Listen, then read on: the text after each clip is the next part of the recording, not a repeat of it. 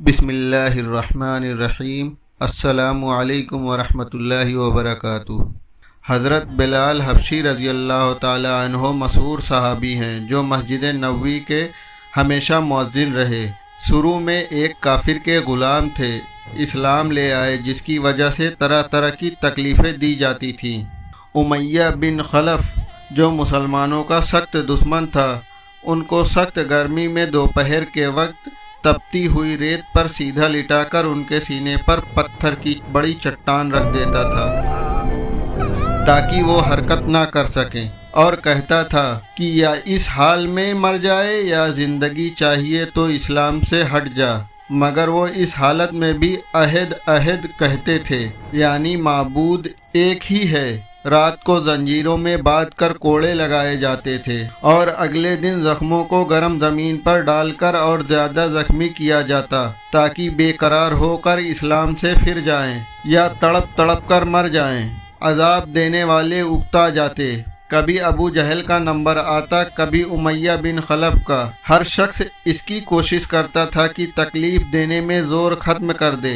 حضرت ابو بکر صدیق رضی اللہ تعالی عنہ نے اس حالت میں دیکھا تو ان کو خرید کر آزاد فرمایا، کیونکہ عرب کے بت پرست اپنے بتوں کو بھی معبود کہتے تھے، اس لیے ان کے مقابلے میں اسلام کی تعلیم توحید کی تھی، جس کی وجہ سے حضرت بلال رضی اللہ عنہ کی زبان پر ایک ہی کا ورد تھا۔ یہ تعلق اور عشق کی بات ہے۔ ہم جھوٹی محبتوں میں دیکھتے ہیں کہ جس سے محبت ہو جاتی ہے اس کا نام لینے میں لطف آتا ہے، بے فائدہ اس کو رٹا جاتا ہے، تو اللہ کی محبت کا کیا کہنا، جو دین اور دنیا دونوں جگہ کام آنے والی ہے۔ یہی وجہ ہے کہ حضرت بلال رضی اللہ عنہ کو بری طرح سے ستایا جاتا تھا، سخت سے سخت تکلیفیں پہنچائی جاتی تھیں، مکہ کے لڑکوں کے حوالے کیا جاتا تھا کہ وہ ان کو گلی کوچوں میں چکر دیتے پھرے، اور یہ تھے کہ ایک کی رٹ لگائی تھی، اس کا یہ صلہ ملا،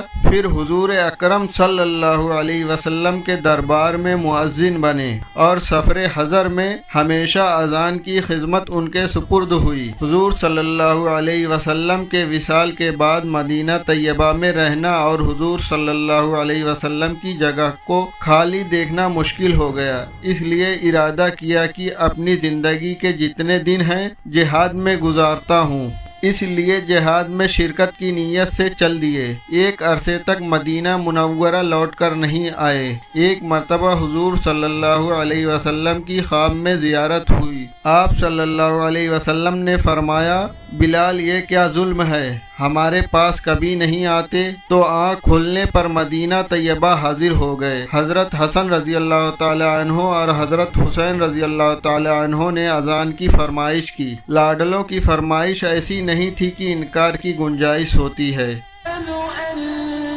اذان کہنا شروع کیا اور مدینہ میں حضور صلی اللہ علیہ وسلم کے زمانے کی اذان کانوں میں سن کر کوہرام مچ گیا۔ عورتیں تک روتی ہوئی گھر سے نکل پڑیں۔ چند روز قیام کے بعد واپس ہوئے اور 60 ہجری کے قریب دمشق میں آپ کا وصال ہوا۔ اللہ تعالی ہم سب کو قلب سلیم سے عطا فرمائے اور قرآن اور حدیث پہ چلنے کی توفیق عطا فرمائے، آمین۔